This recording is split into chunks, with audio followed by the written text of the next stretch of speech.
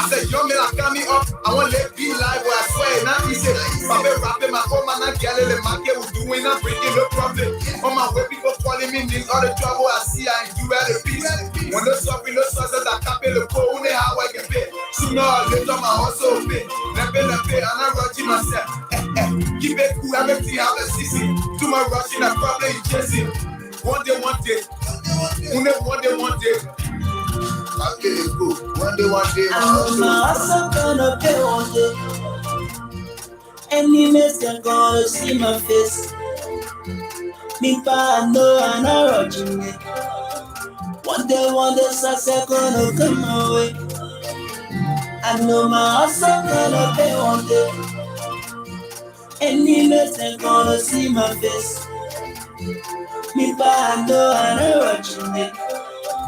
One day, success gonna come my way. Yeah. My mama was so worried. My papa was so worried. My friend was your money. Any mess will come on and miss. So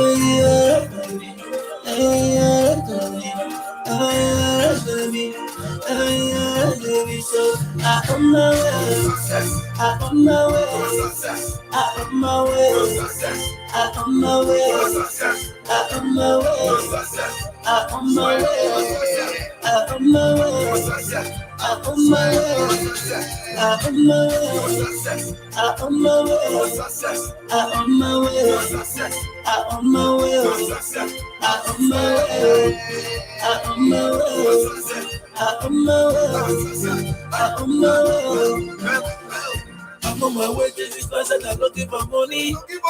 Looking for money. Looking for money. I want to make mama happy. Want to make papa happy. Want to make my brothers and sisters to come around me. Yeah. Captain the group, why you know you hustle? Why saying the book by the Genesis? Shall come into fire, shall come into power. I feel I be working on Wednesday. In my love for the mile, in my love for the map. All in the dark, all in the week, all in the sun. My mama was so worried. My papa was so worried. My friend was your money. Any mess that will come on and miss. So I'm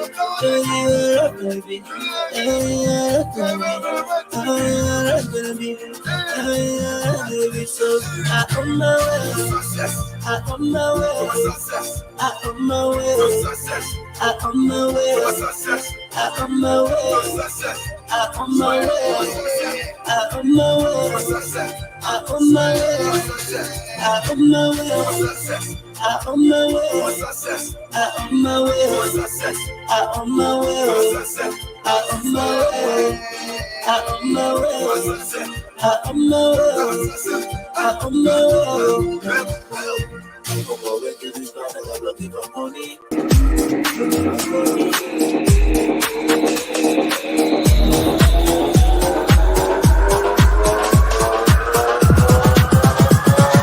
We got something.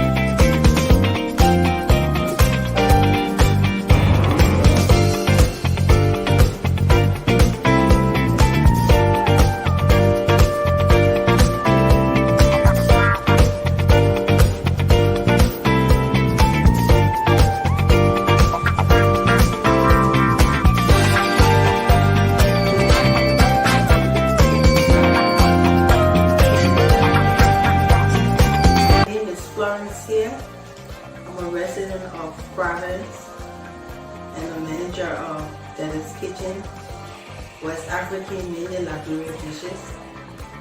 How long has this business been in operation? We've been in business for about 5 years now. How has the cooperation of the community been? It's been pretty much so supported not just Africans but also our brothers and sisters of the African American community also been supported, as well as other African and even other nationalities. So far, so good. We've been having a lot of support from different ethnic groups and different nationalities.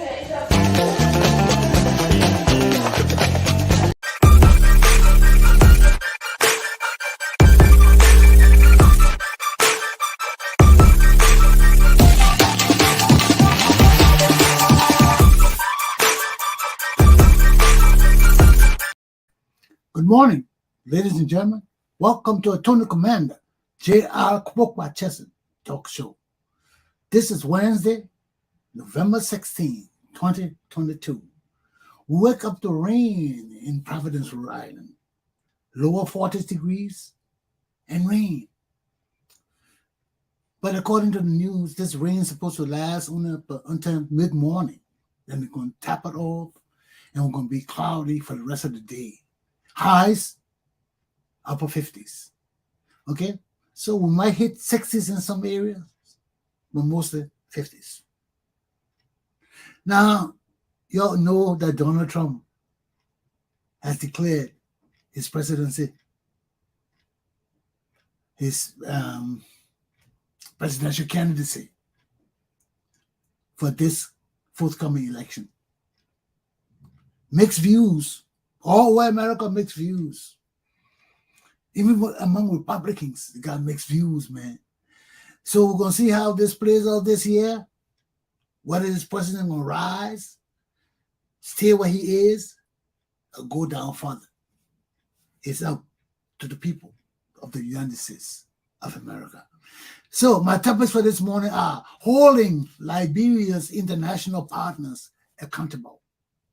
2, former Liberian President Johnson-Sirleaf, also being a former warlord, economic criminal, and a current darling of the world. The people just love her all over the world.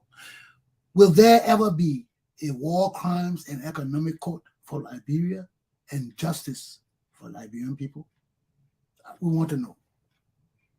So let me take a break. We'll listen to another advertisement, and we'll be back here to take care of business.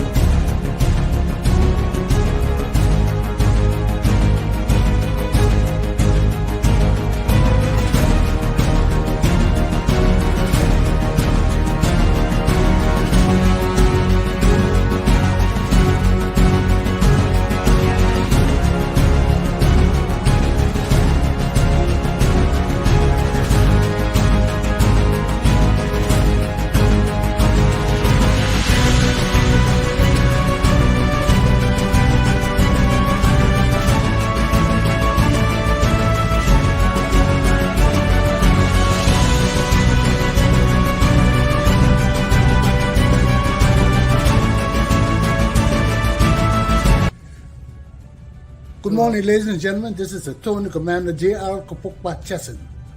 I'm here on Broad Street at 934 Broad Street at Sonia's Jewelry. I'm here with the proprietor. Sir, can you tell us your name and how long this business has been here? Hi, my name is Pedro Feliz. We've been in business for more than 25 years.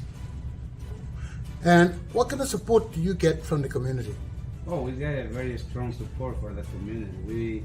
It's proved that we've been here for already 25 years. That means that we're getting very good support for the community, and we're very proud of the support that they provide to us.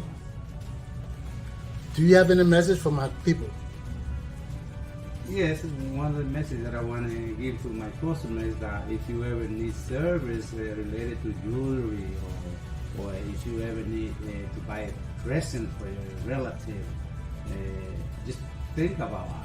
because when you think about us, not only you helping us, you also we're gonna be sure that you're getting the best piece of jewelry at the best price in the community. And also we have other kind of services. We have selection of watches, and we do custom pieces like name jewelry and name rings, a lot of stuff related to jewelry. We also do jewelry repair. If you ever need service or want new pieces, you're more than welcome, so we can do it for you. Thank you very much, Pedro. You're very welcome, Mr. Chesson. Have a good day. You too, sir. Thank you.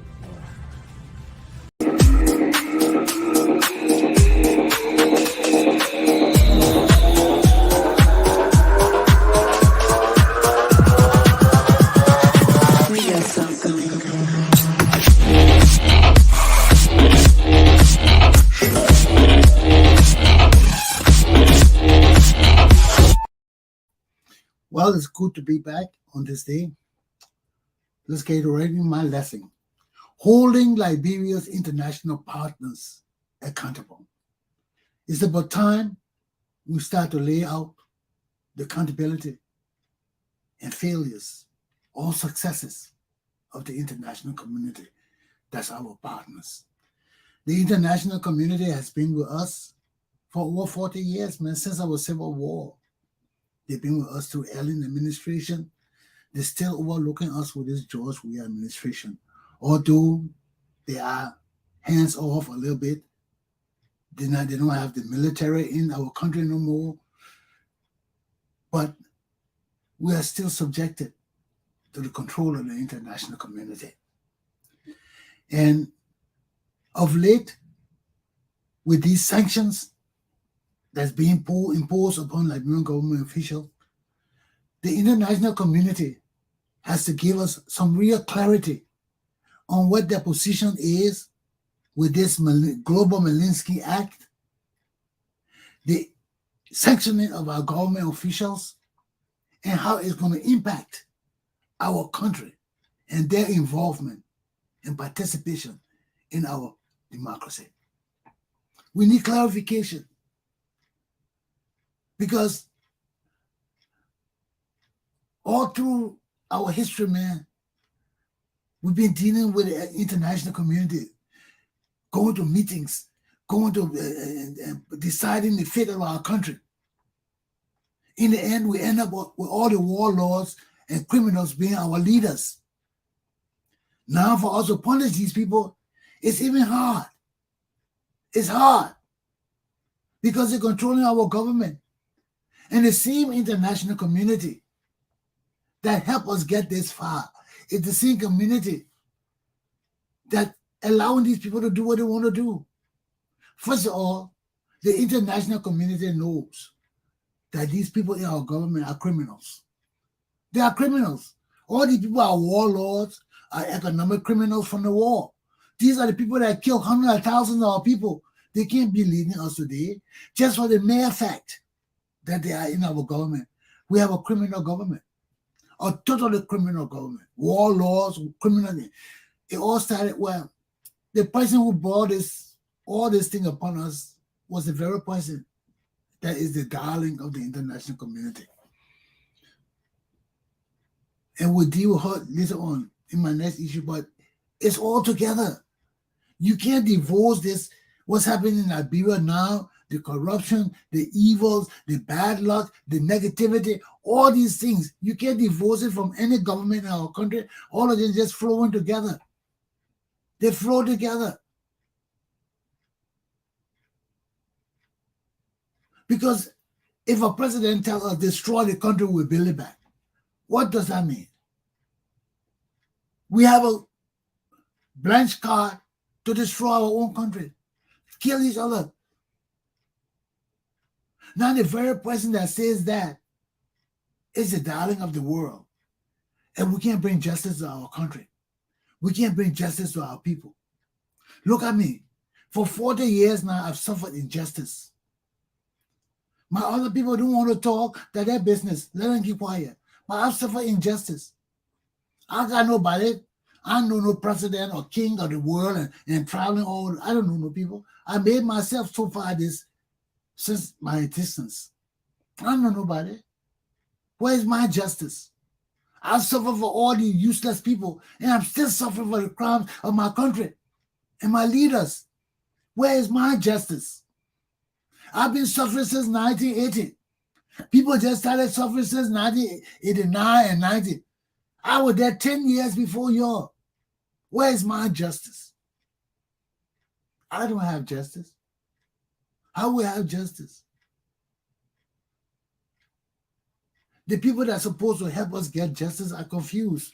The international partners are confused.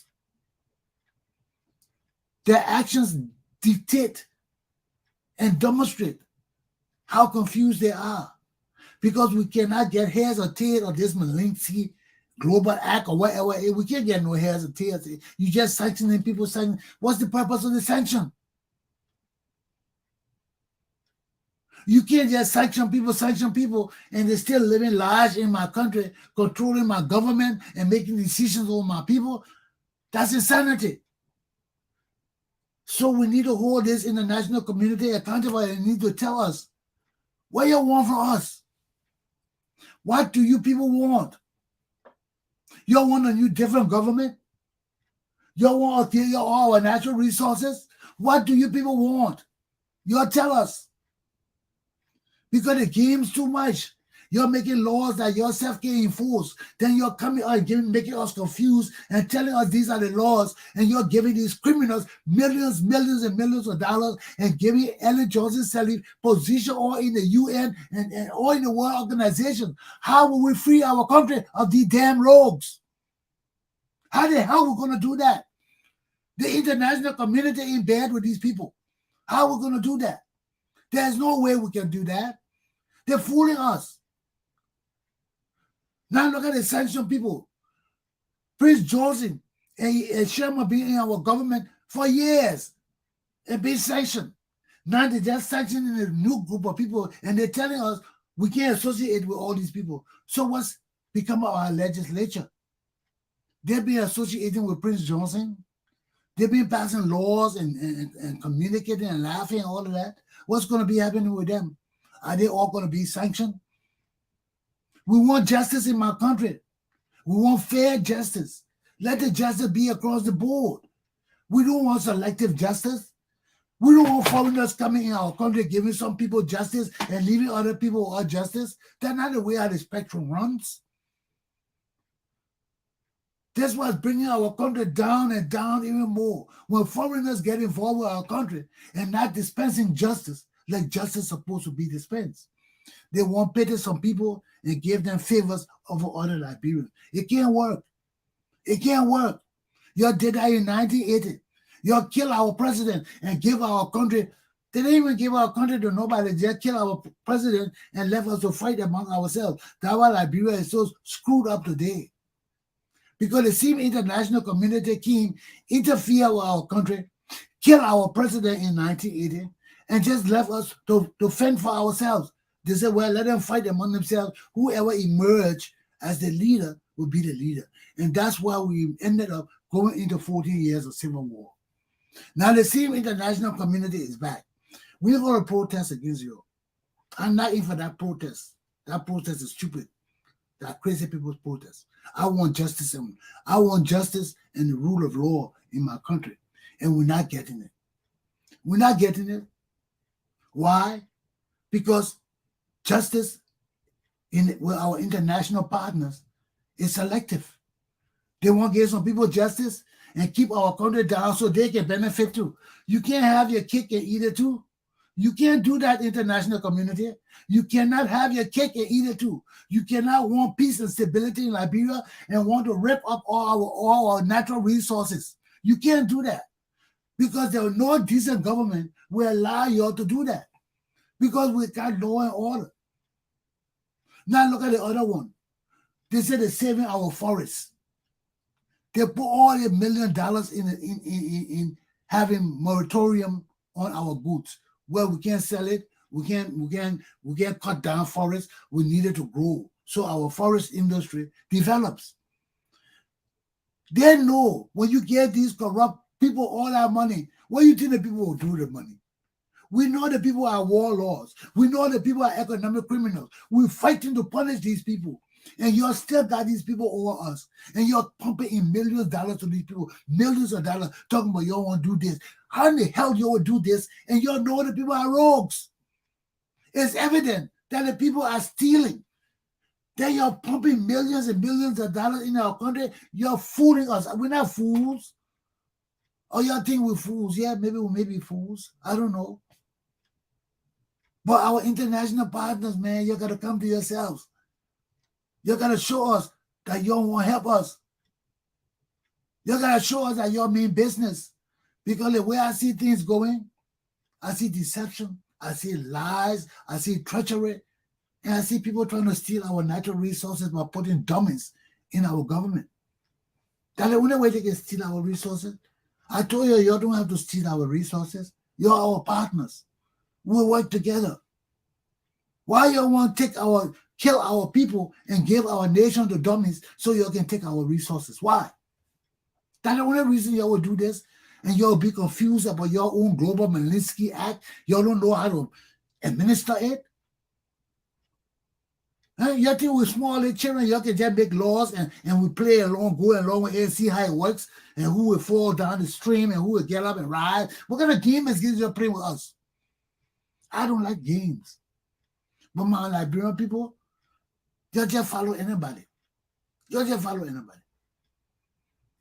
Because I've been here for years talking the same thing. You just follow anybody. And you will see where you get us. You getting us nowhere. Where will get us? You getting us nowhere. People just lie to us. Now they're telling us we can't interact with these sanctioned people. Isn't it a little too late? The sanctioned people being our government for ages. Prince Johnson being sanctioned, Fanny Sherman being sanctioned, and they've been in our government making laws and passing resolutions for the Liberian people. And these are the same people you call rogues. Now you say we can't participate with them. You got to make up your minds for us, man. You got to make up your minds for us. Because it's not right. It's not right. You're playing with our lives. These are human beings' lives you're playing with. We got families and relatives in Liberia who need dire help. Our whole system is broken down. We need resurrection in our country of everything. And people playing games with us, telling us, oh, they're criminals. They're not criminals. You can punish them. You can't punish them. Don't touch them. Touch them. Oh, they can't do this. Oh, what the BS is that? Are we stupid? Are we crazy? Are we so in bed with this international community that they will just rock our lives? The international community is part of the damn problem. It's part of the damn problem in Liberia. You just get your act together. Make laws that make sense, that will punish our rogues and give us a chance to live and survive. But you're telling us people staying and you're giving the people guns, money to buy guns and weapons to suppress us more. How can we get out of this mess? We can't get out of this mess. The international community is part of the mess. And you got that other Ellen Johnson-Sirleaf, the old witch, carrying her all around the international community, giving her work. And you know this woman is an economic rogue. They depleted our money. All the money you gave us, she and her family depleted it. And you got this woman going around talking about she's darling of Africa, she's darling of the world. She ain't no damn darling or nothing. She's a damn criminal. Now you get your act together. What's wrong with the international community? We tired with it, man. We tired. We are not fools. We want to live. Over 40 years now, our country just is stable. Our people can't go, can't come, can't get hauled, can't haul. Why? Why the state of confusion we are in? We can't control the dilemma that the international community facing. Our international partners facing a dilemma. They want to bring the World Crime Court, but they don't want to disgrace and punish Ellen Johnson-Sirleaf. So yeah, you see, so they're giving all these positions in the world. How these people will want pointed rogues in our country, then you promoted Ellen Johnson-Sirleaf in a world organization, in a World Bank. You're deceitful people. You're liars. How you ever do that shit? Then you'll say you want to save Liberia. How you ever do that when the woman is one of the biggest criminals in my country? Then you're elevating her, giving her millions and millions, giving her family millions, putting her in the UN, giving her position. Then you're lying to us and telling us you want to get our war crime code. Do you look at stupid asses? Check yourself before you wreck yourself. Because God will not let that happen to us. You can't continue fooling us.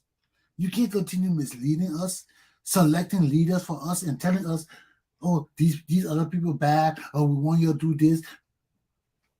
No. And that's why I keep telling my people, man, the time of the Liberian people is here. The time for us to change our destiny, to change our direction, to change our fate is here. And y'all keep playing around with the thing, playing around, following these criminals and murderers in our country when we need to stand up together as a unified voice and a unified people. We can't go on like this. We can't go on like this. We got to stand up for our country. We are the damn stakeholders. We are the shareholders. We are the owners of this country. Not George, we are them. We put them there to administer our affairs. But when they fail and lead us into darkness, when they fail and lead us down slippery slopes, when they fail and cannot bring us back to renaissance of our old age, historical significance, there's a big, big problem. There's a big, big problem. And we need to punish these people. We can't continue to wait for the international community to do for us what we need to do for ourselves and our posterity. If we don't do it now, our children will never learn. Did you see the show I'm wearing? It takes a village to raise a child. That's what the show you see. It takes a village. This is our historical phrase from Africa. It takes a village to raise a child. Why aren't we sticking to it and setting examples of positive living and leadership for our children? You think our children learning anything from this dispensation? We're not. They're not. They're learning corruption. They're learning backwardness. They're learning incompetence. They're learning failures. But we need to change our society, my people. Our minds have to change before our society change. Our visions have to change. We have to be one, in sync with each other. It can happen when we get good leadership. Our leadership can bring our minds that picture that we need to see in our mind to make us unify. A good leadership can make that happen because they will motivate us. They will inspire us, not for money. You hear the judges in the Supreme Court, listen to those weak people. All the judges in our Supreme Court, if that's their position for Liberia, they are weak and they need to be punished. You get paid for 60 days. You crying like a little bitch, talking about, oh, we can have our money. We didn't get the rest of the money. The judges will not be able to dispense justice. You can't dispense justice. We'll put you in jail. You steal, you corrupt, we'll put you in jail. All the Liberians suffering. What make the judges so supreme and different? What make them so weak that they can't go for 2 months without pay? They can steal.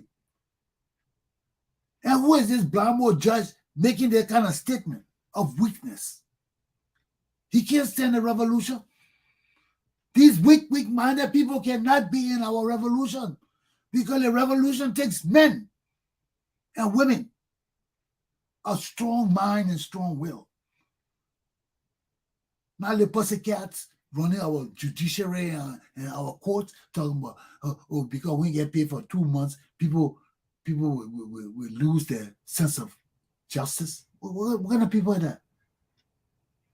You see, when we come down to this kind of place where money is a significant thing for all of us, and we lose the insight of community and love for each other, our countries perish.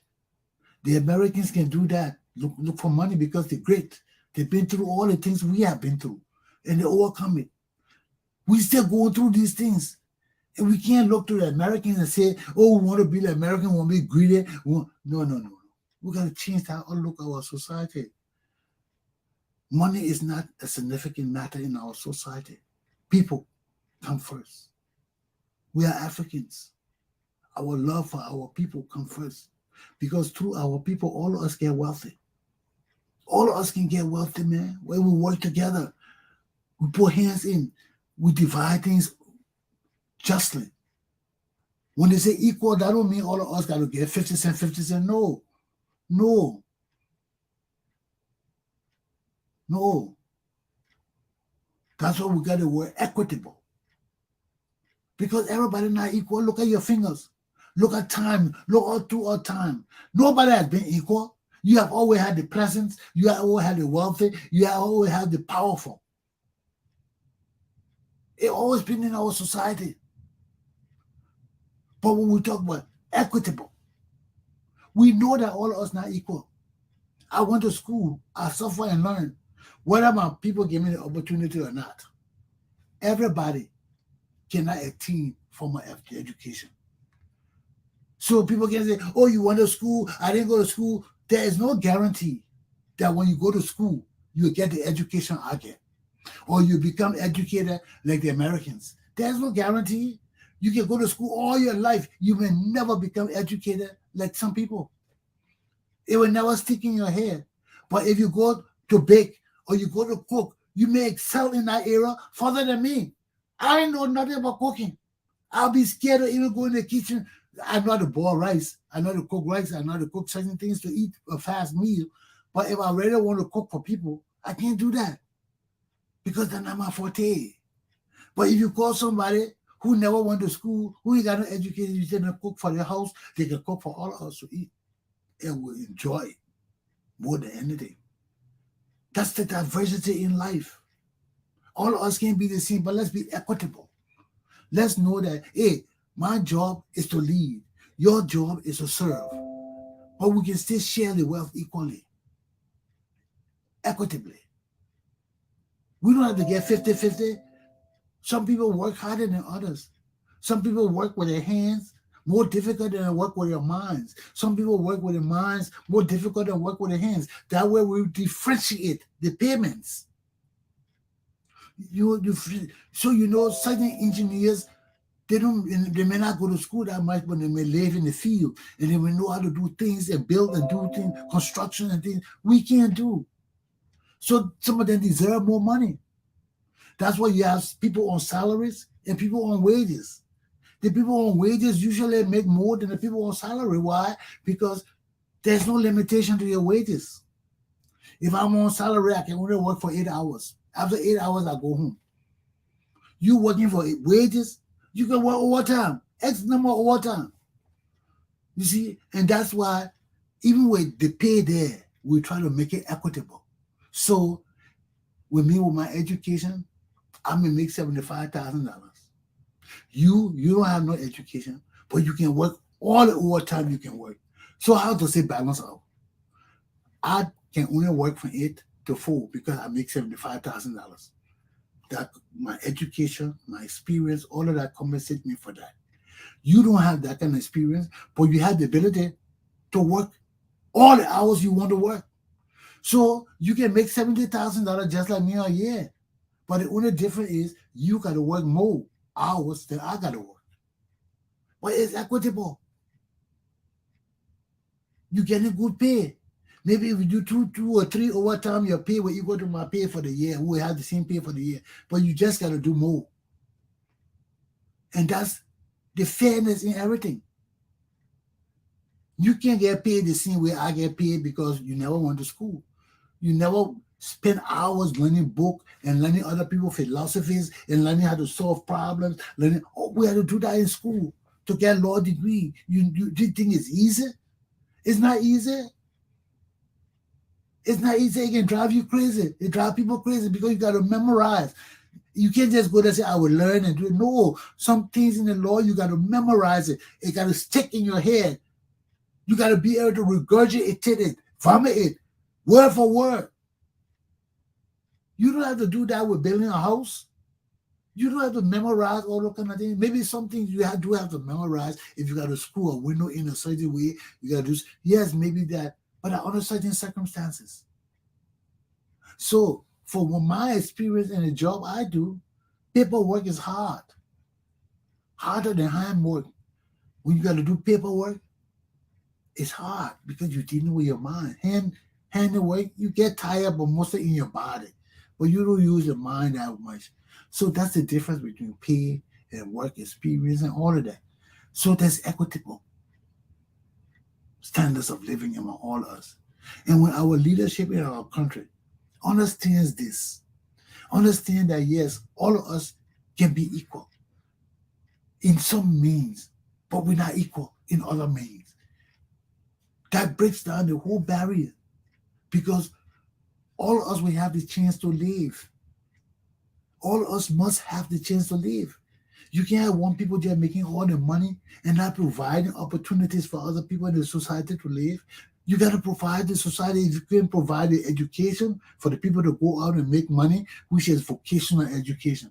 Because formal education can't give you the kind of money vocational education. You don't need to go in school. You don't need to put application in. You can just get out and build a house. You can get out and build a cabinet and sell it. You can do anything with your skills. You have skills. Like my baking school in Budapest. When the people graduate, they don't got to go to no other school. They can start baking and selling right there from their houses. Bake your cornbread, go out. Just as much as you want, that's just as much cornbread you got to bake to sell. It's the people out there to buy. And you got to know what to sell for the people to buy. If you know the people want to eat cake and cornbread and you go fry French fries, you know they ain't going to buy it. You're going to lose. So you got to understand what the market demands for you to make those things available to the people. And that's the advantages of vocational education. You can be a mechanic, you can be a cook, you can be a construction worker, you can do anything on your own with your own hands. You don't need to apply for no job. You can just get up one morning and say, oh, I got a lot, I want to build a house. And just buy the materials and build it yourself if you got the money. The only reason we work is to get money to do the things we want to do. But if you already have that independence in your wealth, you can go out and do anything you want as a vocational person. So those are the advantages of us building our nation and understanding the diversities we have in our society, that we can all enjoy. We can all live good. Everybody don't want to go to school. Everybody don't want to sit behind a desk. All my younger years of working, I never wanted to sit behind a desk. When I was a correctional officer, I was always going around, and when I became a counselor to go in the field, I was never behind my desk. I was in the field looking for criminals, running behind people, taking them down. Some people like the field work, some people like the office work. Sometimes I get tired, I can come to my office and sit down. That's a disadvantage. You see? Because of my education, I had a leeway. When I get tired with office, I say, okay, I go in the field to do field work. When I get tired with the field work, I say, oh, I see you in the office today. That's the advantages and disadvantages of your abilities that give you independence. And these are the things we got to bring our people. Money is not everything. You know, the foreigners make us believe that money is everything. We got money, we can't do this. Money is not everything. When you got God, what you need money for? If you believe, go read your scripture. As much as God can feed the birds and the animals in the wilderness, what about me? If He takes care of them, why He can't take care of me? And I can pray. They can pray. So we are not without solutions. We just got to understand what we want. Before you change your life, you got to understand, what do you want? If you change your life, what do you want? What do you want to change? Huh? Maybe your life is good. Why you want to change a good thing? So if we don't know what we want, and we cannot discern whether it's good or bad, we have a serious problem, because anything can be given to us. Anything can be given to us. And just to remind you before I do some ads and end my lesson for this morning. I always told my people about this dream I had. I know the meaning of the dream. The dream has come true. I know the meaning of the dream. But when I had a dream, I didn't know the meaning of the dream, but I knew it was important. I told you that one day I was walking down the street, and this hand just came out of heavens and just handed me this gift, and just gave me the gift. And when I took the gift, I looked at it. It was one of those big toiletry sets with about 4 or 5 colognes, aftershave, and deodorant. I mean, it had everything, 2, 3, 4. It was beautiful. But what I credit myself with, I didn't take it and run. You know how God will give you a blessing and you just take it and just say, oh, thank you, God, run, and you just run with it. I didn't run with it. I had sense. My dream told me I had sense. Because when this hand came down, handed me this gift, I looked at the gift. It was so beautiful. It was so beautiful. Then I looked up at the hands and I said, is this what you have for me? And the voice came down and said, no.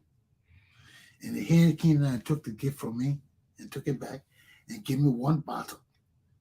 But that bottle was so unique. I had not seen any bottle like it. And I knew that bottle would have changed my life. All the tolerate, the other set they gave me, it was just a waste of time. Because beauty is in the eyes of the beholder. Some things may look beautiful to you, beautiful, it may look far, but it's useless. It's worthless. It's worthless because that's not what God had for me. You see what I'm trying to tell you? No matter what people give you, if you have a God, look to your God and say, God, is this what you give me? Don't just take it and run. You can be as poor as a damn church rat. You can be struggling on the ground and somebody comes in, Mama, here's something free for you. If you know that person is significant to you and giving you something worthwhile, when you look at it, don't be greedy. That's why we go through hardship. That's why we go through sufferings. So we don't be greedy. You see, people who are greedy, they never experience life. So the first thing that comes to the mind is greed. Oh, for me, they will take it and run. Maybe it's not for them. Maybe that's just some cheap shit that God just testing you with. When you take it and start using it, everything just break apart and fall apart. Then you notice it's cheap. But what God got for you, He will always test you. And that was the test He gave me. He came and gave me the big set. Beautiful set. But it was cheap. It wasn't worth nothing. It wouldn't have brought me anything good.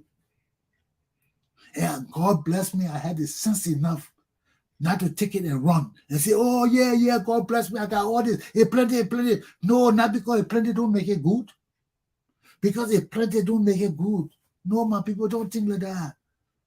Because the money plenty, you want to steal it, it will not change your life. That money got voodoo on it to take everything you got. Because when you take it, you spend it, you will not know how you spend it, it will just disappear. When you look, all the money gone. What do you think happening to people in Liberia? Why do you think all the government officials want extra money when they leave office to be coming to them? Because all the money is stealing, it's disappearing. They don't know where it's going. They don't know where they're going. They put it in houses, the house is falling down. The house is being flooded. They're not built good. They can't get no good from the money they're stealing. Because it's not a gift from God. They're trying to force their hands into things that are not for them. So be cognizant of what I'm telling you. Whenever you get all the beautiful gifts, don't take it and run. It may be deception. It may be tomfoolery to see if you're a real man or woman who can discern the spiritual. All those things are spiritual because you don't know whether the gift is good or not. So when I looked at the gift, then I looked to God and I said, is this what you have of me? And He said, no, that's too cheap for you. That's just beautiful things. Give it to me.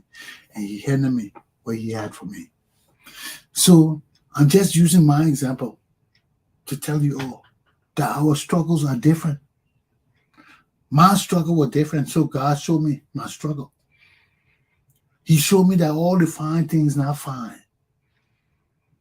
What he gives me is fine. So though you see Rodney Chesson, you not see Rodney Chesson in the crowd running behind money, political power. That's not my game. I'm spiritual. I believe in spiritual powers. I believe in the Almighty. I believe that things come from God are more beholding to us than these frivolous things that people make around you. I remember when I was growing up in Liberia, I came across so many juju people. So many juju people. Some of them have some serious powers, man. And you know, lie. I've seen people put paper like this in money, in book, in the Quran, and they pray, turn to money. I've seen it. And they asked me, you don't want it? I said, no, that's magic. They couldn't understand why everybody gravitated to that. Oh, yeah, I want money. But I didn't want it. He said, you don't want it. I said, why would you do that thing? That's magic.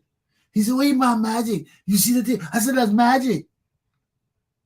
How the hell people make money in the factories with other people? Then you take paper and put it in the book and turn to money. And I'm supposed to believe that shit is real? Am I stupid? Am I stupid? I know in my mind where money is made. Money is made in the factory, in machines. When you see somebody take paper and put it in the Bible and pray away and turn to money, that's deception. Because just how that paper turn to money, it can turn back to paper. It's not real money. We know where real money comes from. So these are the things that make you wise. When you go up there, you don't be deceived. And that was the Juju man couldn't understand why I didn't want the money. I said, why I would do a magic money? That either anything that's magic got some laws to it for me to keep it magic. I ain't gonna follow no damn law. I'm a Christian. I would kill myself if I follow law. The only law I got to serve Jesus Christ. I don't follow no law in my Christianity. I know what I gotta do. What I gotta do, members rise on law. I gotta work out in money, wash under my arm, and put rub the juju there, and rub the juju behind my ear before I brush my teeth. What kind of stupid thing is that? You think I remember all that kind of thing? When I get messed up in the night, waking up the next morning, have drunk a stone, you think I got time to worry about putting things behind my ear or under my chin? I would die. I would die. My only law is with Jesus Christ. To hell with any other law except our laws on earth, because Jesus told us where our laws we make on earth is made in heaven. If we lose the laws, it will be loose in heaven. If we tighten it, it will be tightened in heaven. So I'm not stupid. I know where money made. I know where certain things made. So when people put things in the Quran or in a juju book and take it or and it look real and say, take it home with you, you better don't take that shit home. You taking deception. Aluta! Continue. My class is done. Attorney Commander J.R. Glapohkpa Chesson class is done. I'm out of here. Have a good day, my people. Don't worry about me. Don't worry about me. Don't you worry about me. Don't you worry about me. I will not worry about you, but I will see you tomorrow. I'll see you around.